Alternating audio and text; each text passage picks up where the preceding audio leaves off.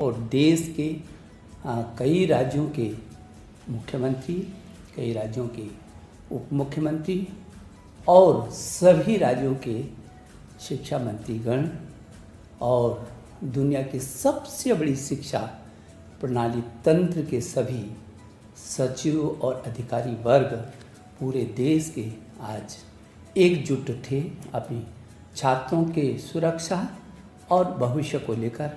मुझे सबसे पहले तो इन सब का धन्यवाद देना है जो सारे शिक्षा व्यवस्था के लिए छात्रों की सुरक्षा और आज छात्रों के भविष्य की चिंता की दृष्टि से केंद्र के साथ एकजुट होकर के और आज खड़े दिखाई दिए हैं। मैं उन सब के प्रति बहुत आभारी हूँ। बहुत सार्थक चर्चा आज रही है, बहुत सार्थक चर्चा रही है। बहुत महत्वपूर्ण सुझाव सभी राज्यों से आए हैं और पिछले वर्ष भी राज्यों ने एकजुट होकर के इस कोरोना काल के महासंकट में बहुत अच्छे तरीके से प्रदर्शन किया था।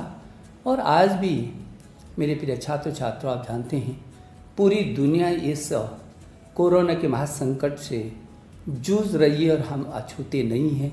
ये चुनौती हमारे सामने है और मुझे इस बात का भी गौरव महसूस होता है कि हमारे अध्यापकगण ने फ्रंट लाइन पर आकर के जिस तरीके से पूरे वर्ष में मेरे छात्रों को ऐसा महसूस नहीं होने दिया और साथ में नहीं जाने दिया। ऑनलाइन एजुकेशन यथासंभव वहाँ तक पहुँचे हैं जहाँ तक पहुँच सकते थे और पहुँच रहे हैं। जो थोड़ा बहुत कमी है उसको भी दूर कर रहे हैं। शायद ये दुनिया का पहला ऐसा उदाहरण होगा जब 25-30 करोड़ छात्रों को ऑनलाइन पर और घरों को ही स्कूलों में तब्दील कर दिया गया होगा। अभिभावकों मैं आपका अभिनंदन करता हूँ। आपने और अध्यापकों ने मिल करके छात्रों को इस ऐसे वक्त पर बहुत संभालने की कोशिश की है और छात्रों ने भी जो साहस दिखाया है, उत्साह दिखाया है, इसके लिए भी मैं उनका अभिनंदन करना चाहता हूँ। मैं शुभकामना देना चाहता हूँ।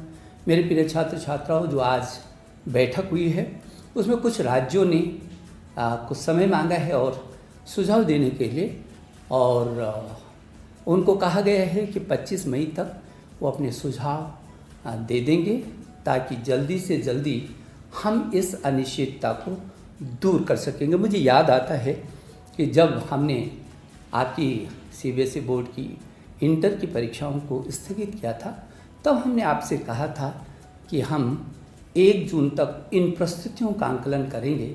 जो भी परिस्थितियाँ होंगी वो आपकी सुरक्षा और आपका भविष्य, हमारे सामने दोनों चीज़ें हैं। सुरक्षा पहले और उसके बाद आपका भविष्य। इन दोनों को देख करके हम फिर 1 जून को आगे का आपको अवगत कराएंगे जो भी परिस्थितियाँ होंगी। हमने ये भी कहा था कि जब भी हम इस बात की घोषणा करेंगे तो कम से कम 15 दिन हम आपको देंगे ताकि आपके मन में अचानक न हो कि कब तिथियों की घोषणा हो और कब फिर जो है आप संभलें। तो मैं ये समझता हूँ कि ये 25 मई तक सभी राज्यों के जो राज्य, कुछ ही राज्य हैं जिन्होंने कहा है कि हमको थोड़ा सा और भी मौका दीजिए। हालांकि उनका भी सकारात्मक रूप था, लेकिन और क्या क्या सुझाव हो सकते हैं उनके लिए वो 25 मई तक उन राज्यों के सुझाव भी आ जाएंगे। और मैंने कहा है, अपने अभिभावकों से भी कहा है, आपसे भी कहा है, अध्यापकगण से भी कहा है, यदि आपके भी कोई सुझाव होंगे तो मेरे ट्विटर पर आप अपने सीधे सीधे सुझाव भेज सकते हैं। मुझे भरोसा है कि जो हमने आपको कहा है कि 1 जून से पहले और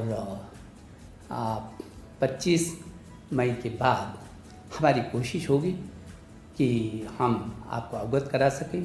मैं आपको विश्वास दिलाना चाहता हूँ, प्रधानमंत्री जी के निर्देश में आपकी सुरक्षा हमारे लिए पहली है और आपके जीवन और आपका भविष्य भी हमारे लिए उतनी महत्वपूर्ण है। और इसलिए इन सब को ही ध्यान में रख करके जो भी परिस्थितियाँ भविष्य के लिए बनेंगी हम आपके साथ खड़े हैं। आप निश्चिंत होकर के रहिए, आप बिना तनाव में रहिए।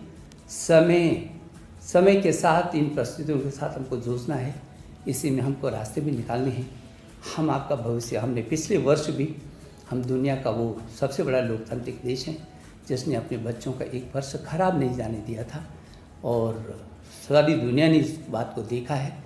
और हमने आपकी सुरक्षा, हमारे लिए हर हालत में आपकी सुरक्षा हमारी पहली प्राथमिकता है।